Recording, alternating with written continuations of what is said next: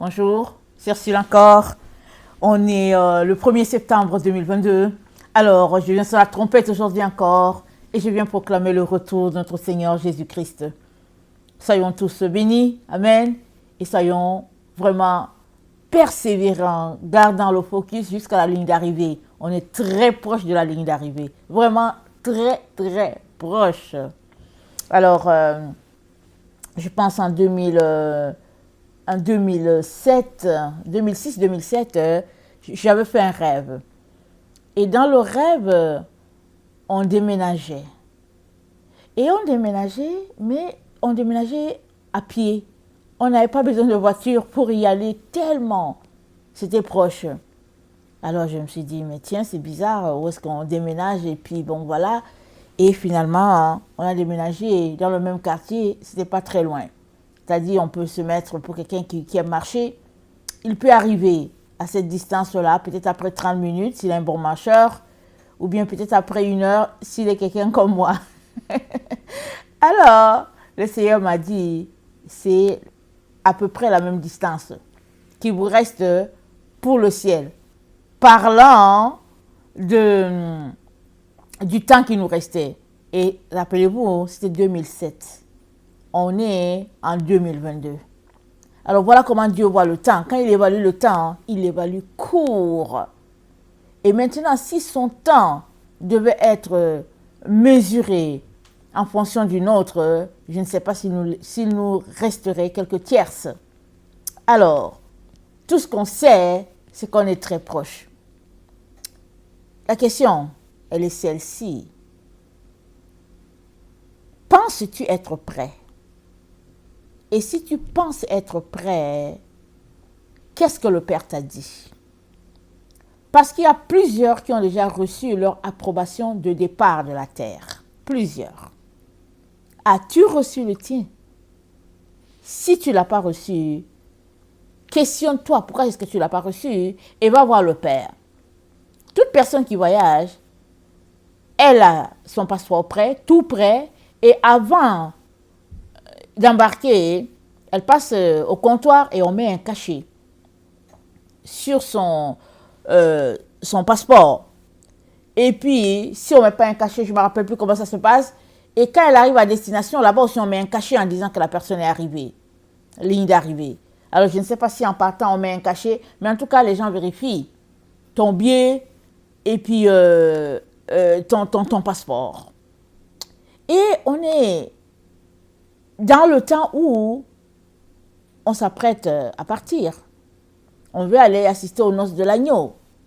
Et voilà, il faudrait quand même que, même si tout le monde est invité, il faudrait quand même qu'on ait le OK de dire oui, effectivement, tu vas voyager ou pas. Ça, c'est très important. Alors, ils cohabiteront avec les hommes une fois de plus. Amen.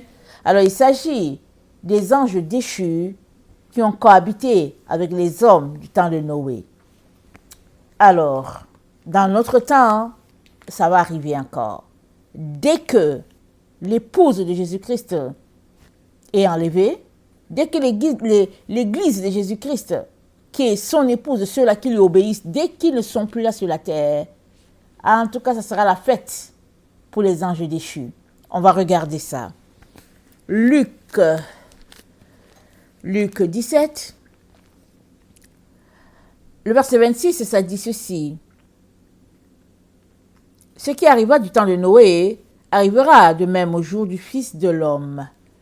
Les hommes mangeaient, buvaient, se mariaient leurs enfants jusqu'au jour où Noé entra dans l'arche. Le déluge vint et les fit tous périr. Ce qui arriva du temps de Lot arrivera pareillement.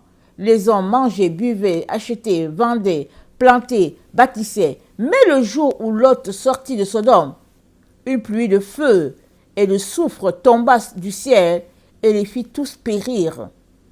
Il en sera de même le jour où le Fils de l'homme paraîtra. Quoi? Il en sera de même le jour où le Fils de l'homme paraîtra.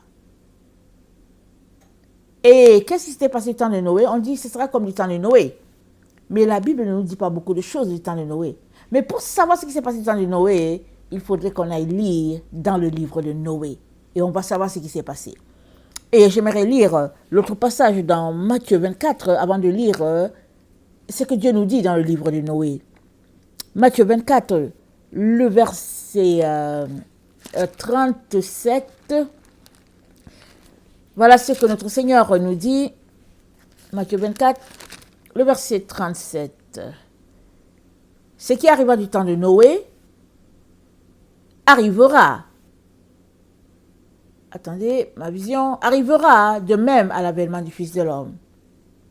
Car dans les jours qui précédèrent le déluge, les hommes mangeaient, buvaient, se mariaient leurs enfants jusqu'au jour où Noé entre dans l'arche.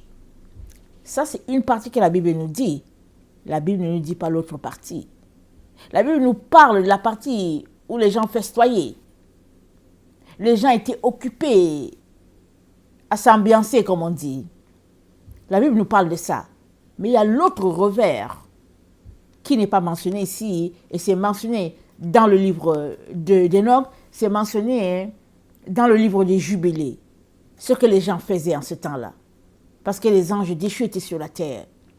Alors, c'est dit, le verset 39, et ils ne se doutèrent de rien, jusqu'à ce que le déluge vint, et les emporta tous. Il en sera de même à l'avènement du Fils de l'homme. Ils ne se doutèrent de rien. Le déluge, c'est quoi? C'est une destruction. Et nous sommes tous témoins, en tout cas pour ceux qui m'écoutent, que Dieu a dit, la destruction est imminente. La destruction arrive. Et avant la destruction, j'ai parlé de 3 jours de ténèbres. Ça, c'est dans Jonas. C'est aussi dans Apocalypse 11. On dit, les 2 témoins de la fin ont été tués. Il y a eu 3 jours de ténèbres. Et selon ma compréhension, les 3 jours de ténèbres, ce sera là, à ce moment-là. Dans les 3 jours, parce que je regarde, j'essaie de passer en revue les différents chapitres de la Bible, je n'ai pas vu d'autres endroits. Ce n'est que les 3 endroits-là qui sont mentionnés dans notre temps, 3 jours de ténèbres, où je pense que ce sera dans notre temps. C'est-à-dire les 3 jours de ténèbres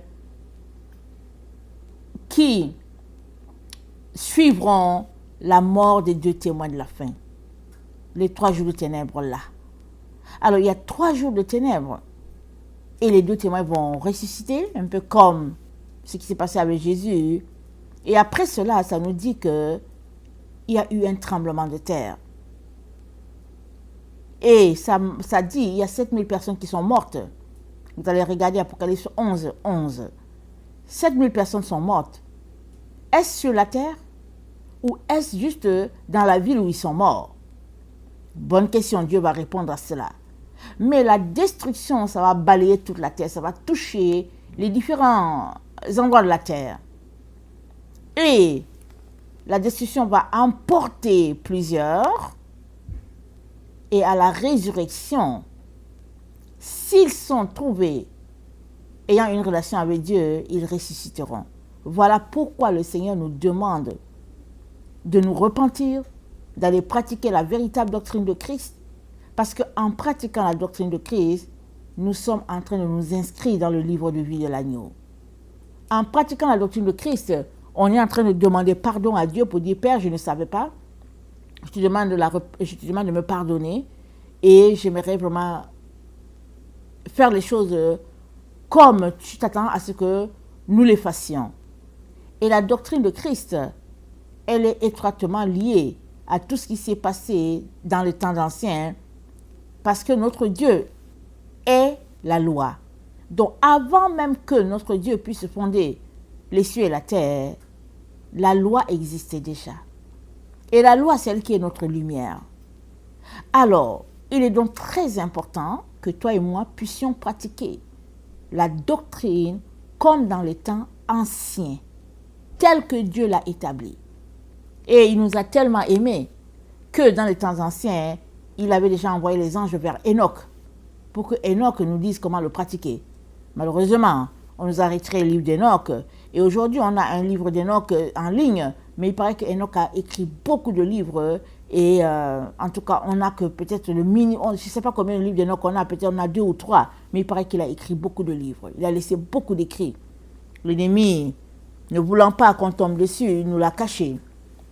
Mais il est donc important que nous puissions nous assurer qu'on est dans une bonne relation, qu'on a rétabli les choses avec notre Dieu. Amen. Très, très important. Alors, les gens ne se doutèrent de rien du temps de Noé. Et le déluge est venu. Le déluge les a emportés. Et Dieu est en train de nous dire que ça sera pareil. Est-ce que ça sera le déluge? Est-ce que ce sera le feu? Est-ce que ce sera le tremblement de terre? Mais qu'est-ce que ça sera? Je ne sais pas, il ne m'a pas précisé. Mais il dit seulement que la destruction arrive. Et il m'avait dit, je n'avais pas posé de questions, rien, j'étais là couché, tranquille. Il m'a dit, la destruction sera à 40%. Et au début, je pensais tout simplement que c'était les vies humaines. Mais il y a des endroits de la terre qui ne vont plus exister. Ils seront coupés. Ils vont juste plonger dans le vide ou bien dans l'eau, je ne sais pas où ils vont aller, mais ils n'existeront plus. Et aussi, il y a des pôles qui vont changer. Il y aura des shifts au niveau des pôles, les pôles de la Terre. Alors, est-ce que le pôle Nord va se retrouver au sud? Est-ce que ça va se retrouver à l'ouest? Je ne sais pas. Mais la Terre va bouger. Il y aura des changements, des déplacements. Et ça, c'est la grandeur de Dieu. C'est Dieu qui fait toutes ces affaires-là. Alors, peut-être que des membres d'une famille seront coupés. Ils ne sauront pas si l'autre vit, l'autre existe et ils vont se retrouver. Est-ce que c'est des gens qui seront en Europe et puis ils vont se retrouver en Chine? Moi, je ne sais pas ce qui va arriver. Mais toujours est-il que si tu t'es apprêté, peu importe l'endroit où tu es, Dieu est. Amen.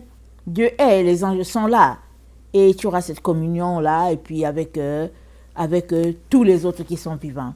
Et donc, très important qu'on puisse nous apprêter. Alors, donc, au temps de Noé, on dit que les gens se mariaient, en tout cas, ils festoyaient. Et le déluge les a emportés. Mais aussi, au temps de Noé, il y a eu des dégâts terribles. Parce que les anges sont descendus. Ils sont descendus sur un mont. Et je pense que c'est le mont Hermon, si je me rappelle bien. Et ils sont venus cohabiter avec les filles des hommes. Et elles ont accouché des géants, elles ne savaient pas que c'était des anges. Vous savez, les anges, ils ont la capacité de se transformer. Un ange, il peut être grand, il peut être petit. Il peut venir devant toi, tu peux penser que c'est un bébé, alors que c'est le géant qui est là. C'est Gabriel qui est là. Tu ne sais pas qui est là. Alors, ils ont ces propriétés-là, dont elles ont été trompées. Et le Seigneur veut que tu saches que ça arrivera encore. Et puis, ils sont déjà là sur la terre. Les aliens, des démons, ce sont des démons. C'est des êtres qui, au fait, n'ont pas Dieu. Ils viennent des ténèbres, mais ils sont là sur la terre. Ils ont des formes humaines. Et quand l'Église de Jésus-Christ sera enlevée, les gens vont les voir à l'œil nu. Là où on est, les gens ne les voient pas. En tout cas, on ne les voit pas forcément, sauf si Dieu ouvre tes yeux et que tu puisses voir et puis regarder pour dire « Ah, mais cette personne-ci, ce n'est pas une vraie personne. » Il y a plein de gens comme ça sur la terre, ce ne sont pas des vraies personnes. Elles sont là, tu vois qu'elles ont des yeux, le nez, elles te parlent et tout, mais non, ce n'est pas des humains. Alors, il est donc très important que tu ne puisses pas être surpris dans cette situation-là, parce que quand on est surpris dans une situation comme ça et qu'on n'est pas préparé, c'est vraiment très désagréable. Alors, je vais donc lire ce que le livre d'Enoch nous dit, et après on va regarder comment on pourrait se préparer par rapport à cette situation désagréable-là. Amen. Alors, chapitre 7 de Enoch. Chez nous, c'est Genèse 6. Et puis, on a juste pris une petite partie. Mais le chapitre 7 de Enoch est assez développé. Alors, nous, on a juste pris le verset 1 et 2. Et ça a été mis dans la Bible. Genèse 6, le verset 1 à 2, on l'a.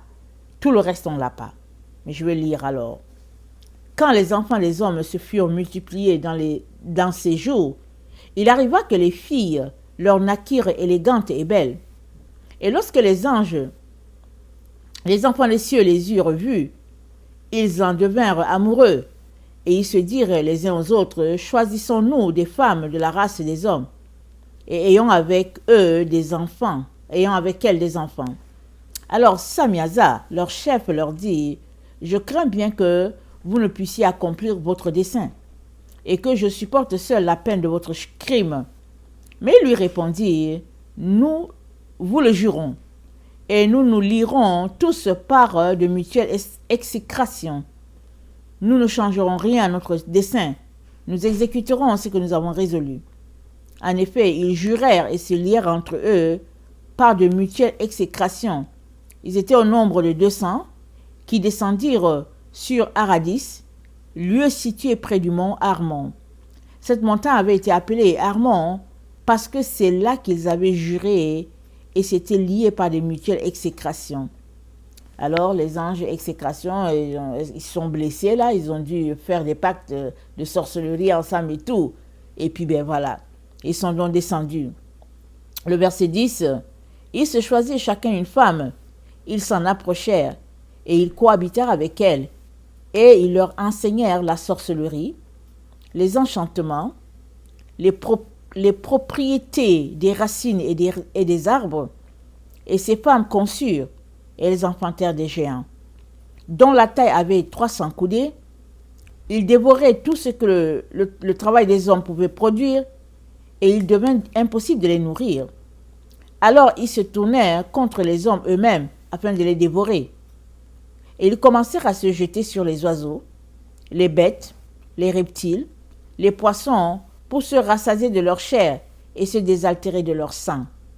Et alors, la terre réprouva les méchants. Voilà.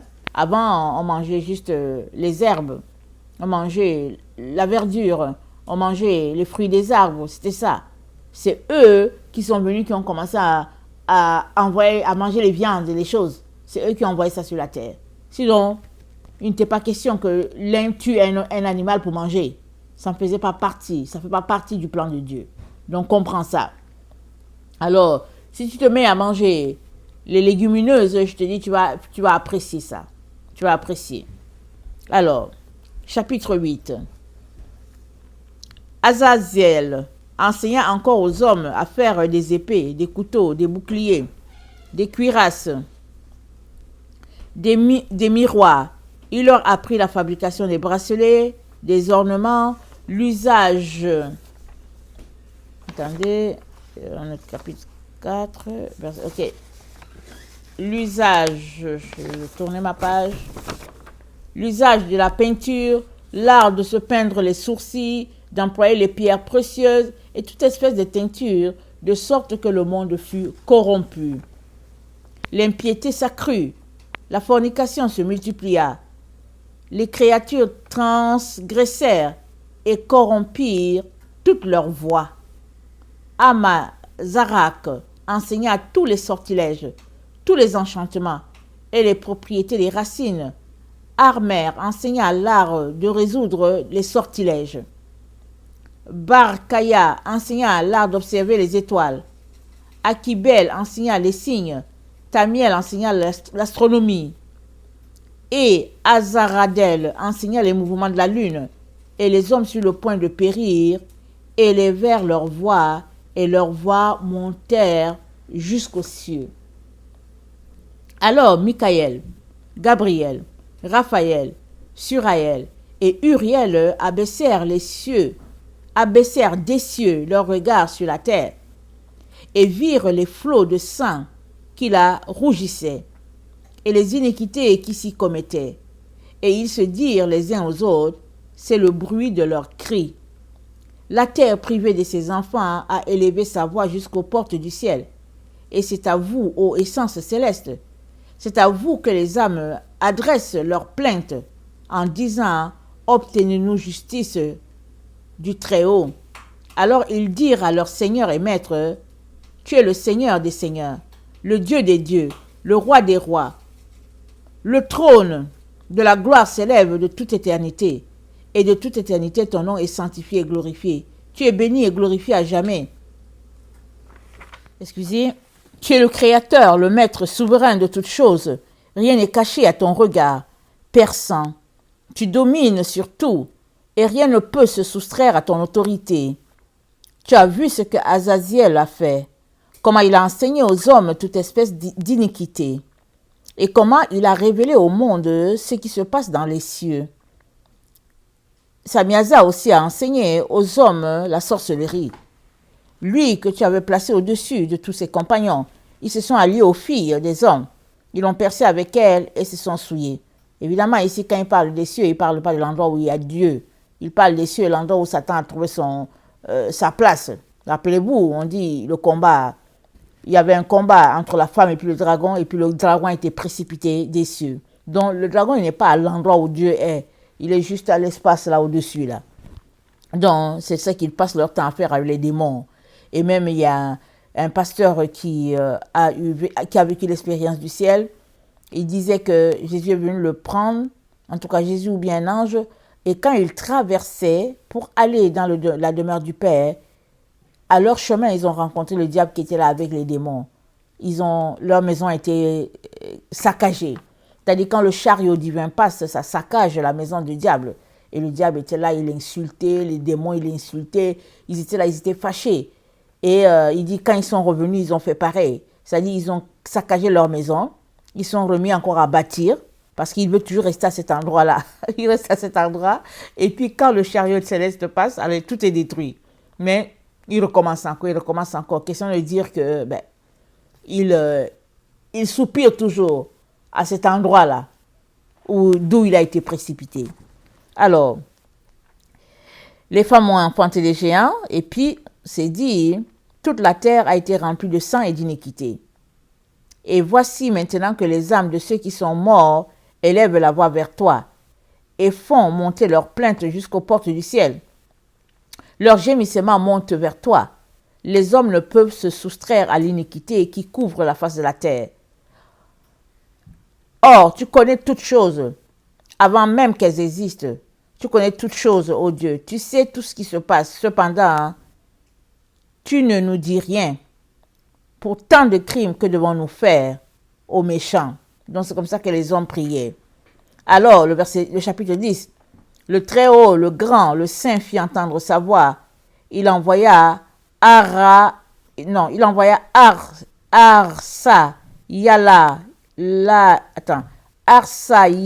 Layur au fils de Lamech, disant, parle-lui en mon nom, mais cache-toi à ses yeux.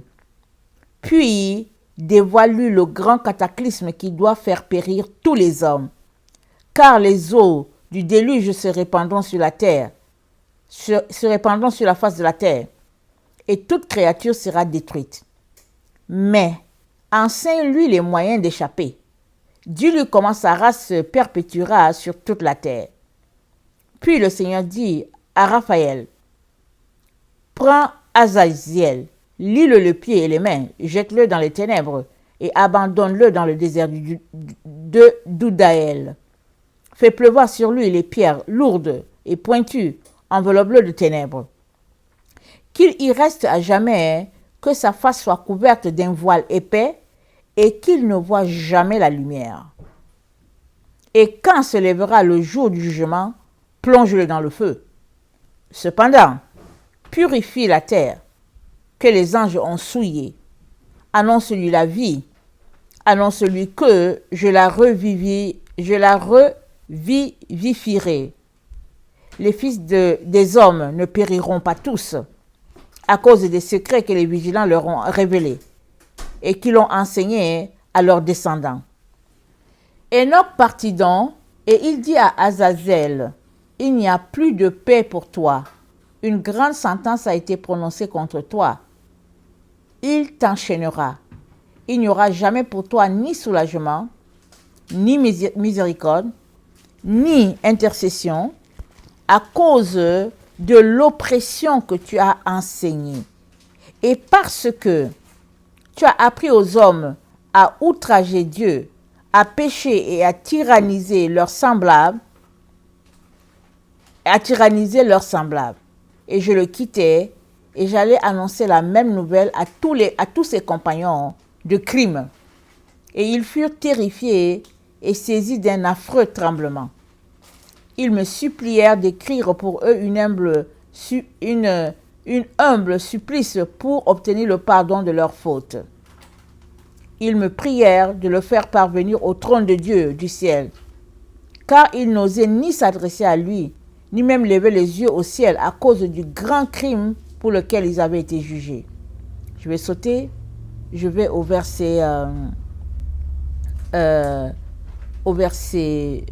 chapitre 14. Ceci est le livre des paroles de justice et les paroles adressées aux vigilants, qui sont de ce monde selon l'ordre qui m'a été donné dans la vision. Je vis donc en songe que je parlais avec ma langue de chair et avec le même souffle dont le Tout-Puissant a animé la bouche des hommes pour converser entre eux. Et voilà ce que Dieu lui a dit. Le jugement a été prononcé contre vous. Toutes vos prières sont inutiles. C'est ça qu'Enoch leur dit. Ainsi désormais, vous ne monterez plus au ciel. Et sur terre, vous serez enchaînés aussi longtemps qu'existera le monde lui-même. Donc ces anges-là ont été enchaînés. On va sauter, on va passer à une autre partie parce que c'est vraiment long et c'est très intéressant de lire. Et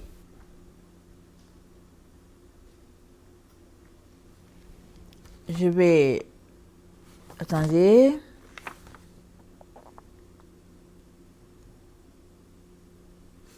Je vais lire une partie qui est importante. Chapitre 15. Et maintenant, les géants, qui sont le prix du commerce de l'esprit de la chair, qui sont pris le prix du commerce de l'esprit et de la chair, parce que les anges, c'est des êtres spirituels, ok? Et la chair, c'est nous autres. On est des êtres de chair, parce qu'on a été fait de l'argile. Et les anges ont cohabité avec les femmes. Et ils ont donné des géants. Et voilà ce que Dieu dit de ces géants-là. Il dit, maintenant, les géants qui sont le prix du commerce de l'esprit et de la chair seront appelés sur la terre les mauvais esprits. Donc, quand il y a un mauvais esprit à quelque part, ça vient de ce qui s'est passé entre les anges et les hommes. Ça vient de là, le mauvais esprit. Alors, le mauvais esprit peut être mort depuis 3000 ans, 4000 ans, 5000 ans, mais il demeure sur la terre. Voilà pourquoi Dieu nous dit de ne pas pécher. Parce que si tu pêches, un de ces démons peut venir habiter en toi. Il prend sa chair à partir de toi. Il commence à vivre à partir de toi. Parce qu'il est juste un esprit. Parce que c'est dit, ils seront sur la terre de mauvais esprits et leur demeure sera sur la terre. Ils procréeront à leur tour de mauvais esprits. Donc voilà. Ils sont les mauvais esprits, ils procréent de mauvais esprits. Ils les procréent comment? Dans les gens. Alors, parce qu'ils tiennent du ciel un côté de leur être et ils tiennent de la terre un autre côté.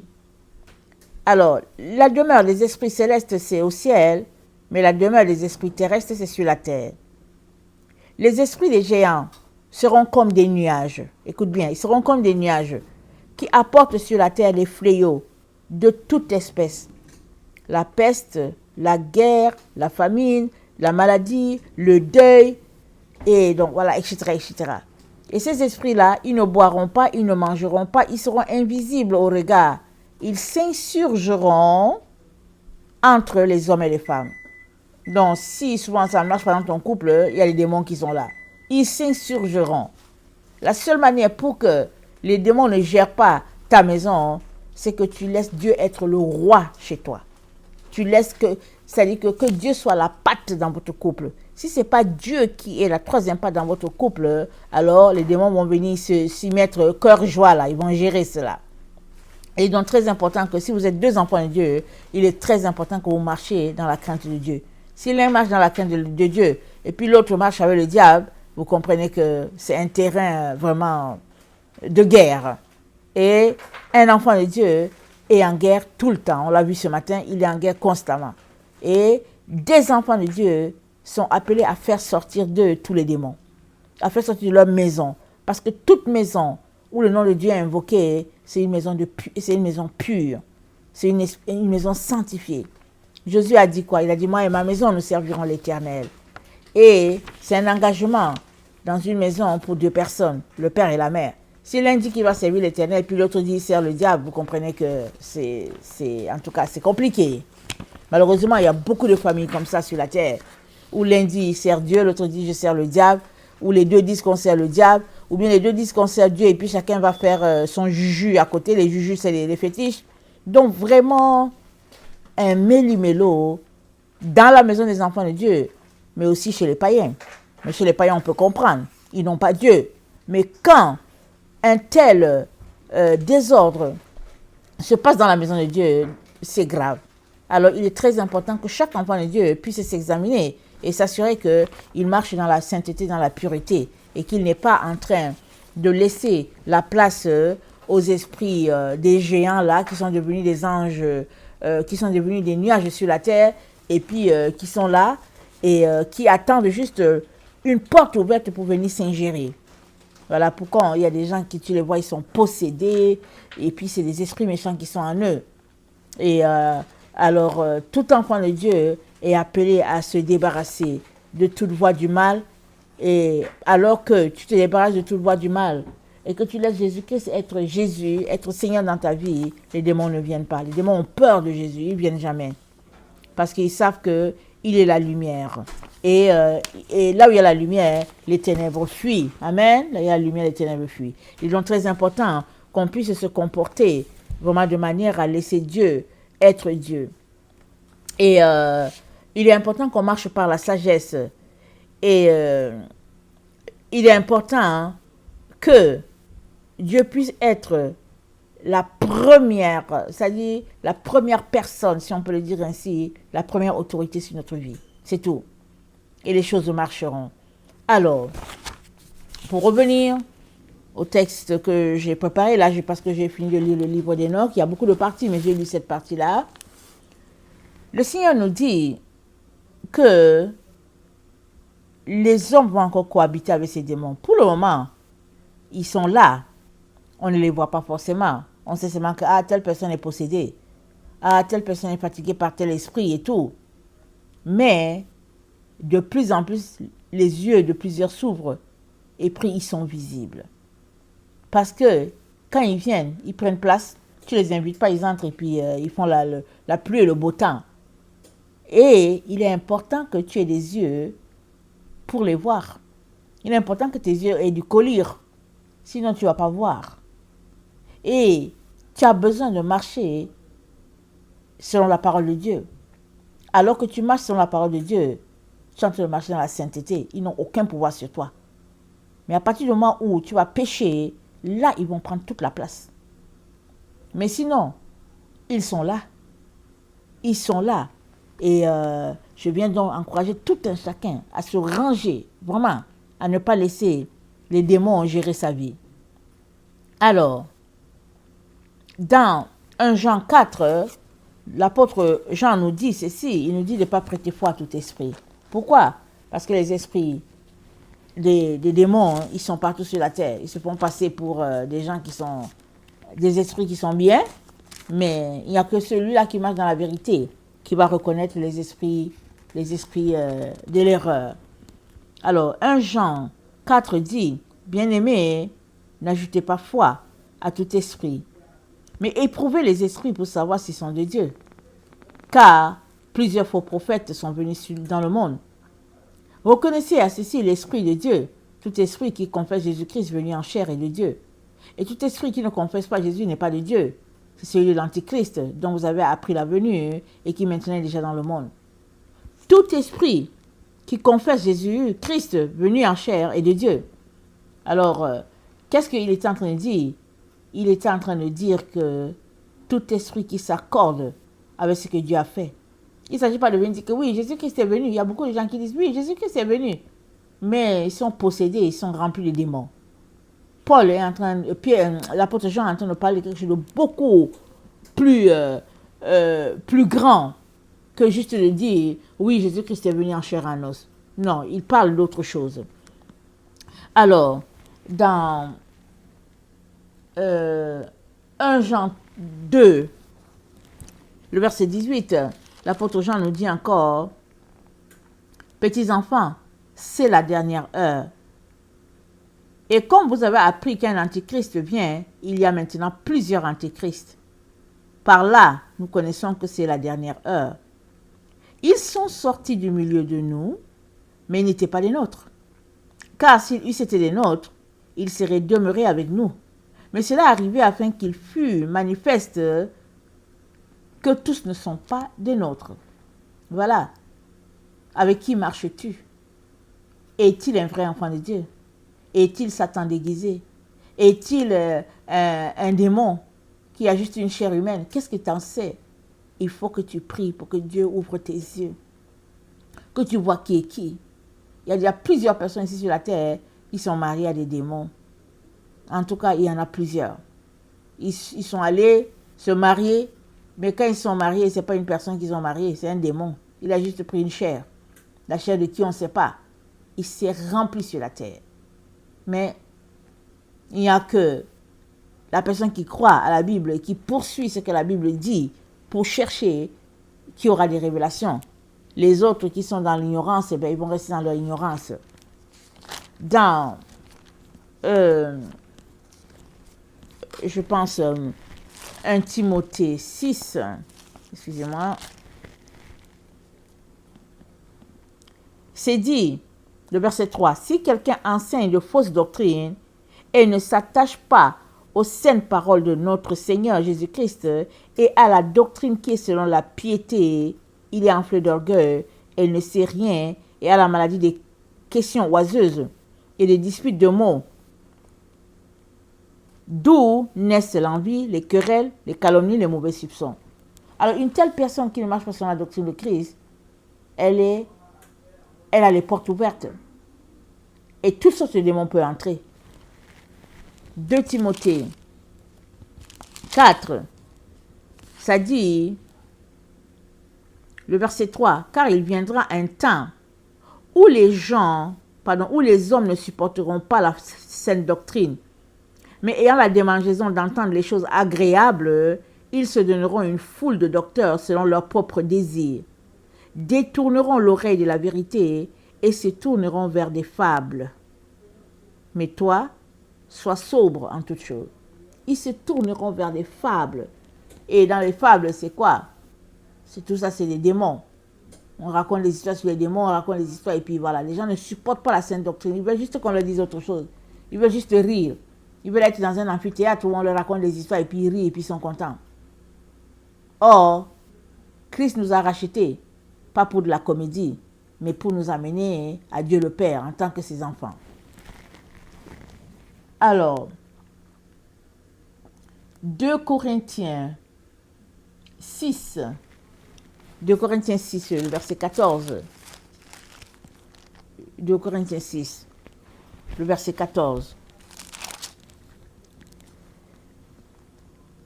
Ne vous mettez pas avec les infidèles sous un joug étranger. Car quel rapport y a-t-il entre la justice et l'iniquité? Ou qu'y a-t-il de commun entre la lumière et les ténèbres? Quel accord y a-t-il entre Christ et Bélial? Ou quelle part a le fidèle avec l'infidèle? Quel rapport y a-t-il entre le temple de Dieu et les idoles? Car nous sommes le temple de Dieu vivant, comme Dieu l'a dit. J'habiterai et je marcherai au milieu d'eux. Je serai leur Dieu et ils seront mon peuple. C'est pourquoi, sortez du milieu d'eux. Séparez-vous, dit le Seigneur. Ne touchez pas à ce qui est impur et je vous accueillerai. Sortez du milieu d'eux. Quel rapport y a-t-il? Quel accord y a-t-il entre Christ et Bélial? Bélial, c'est le démon. Le démon de l'antichrist, c'est Bélial. Et il y a des enfants de Dieu qui marchent avec les antichrists. Ils marchent avec les opposants de Dieu. Ils sont là, ils mangent ensemble, ils fêtent ensemble, ils rient ensemble. Tu t'arrêtes, tu te dis, mais c'est quoi? Et puis Paul dit, mais c'est quoi l'accord qu'il y a entre Christ et Bélial? Il n'y a pas un accord entre Christ et Bélial, il n'y en a pas. Et puis il dit, quel rapport y a-t-il entre le temple de Dieu et les idoles? Toi, tu es le temple de Dieu. Alors comment peux-tu marcher avec des gens qui pratiquent de l'idolâtrie? Comment peux-tu avoir pour amis les ennemis de Dieu? C'est pas possible. Alors si là où nous sommes en train d'attendre Jésus, tu n'as pas encore réglé ce problème, tu vas le régler quand? Tu vas le régler quand? Dis-moi. Si là où on est, là où Jésus-Christ est à ta véranda, tu es toujours en train de marcher avec les ennemis de Dieu, avec les démons, tu vas régler ce problème-là quand? Si à l'heure où nous sommes, tu t'assois, tu manges les choses des démons, quel est le jour où tu vas nettoyer ton corps au point de te séparer de ces choses-là? C'est quoi? C'est quel jour? Parce que Jésus-Christ a dit quoi?